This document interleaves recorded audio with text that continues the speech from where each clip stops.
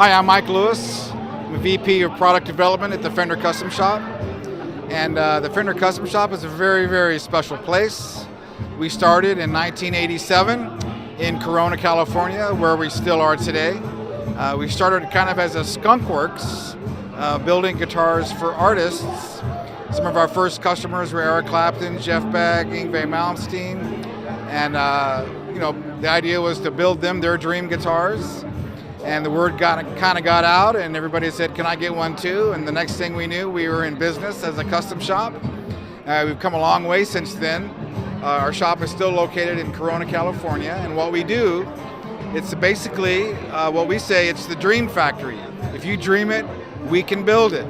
We're completely on a build-to-order basis, and we'll build anything you want. Anything from a simple reissue of a 57 Strat, for example, all the way to a double neck where one neck is a keyboard and the other neck's a bass. We've done stuff like that. Our only limitation is your imagination. If you want to come down here to the NAMM show, if you're available, or if you'd like to come to Corona, California and take a tour of the shop, you're welcome.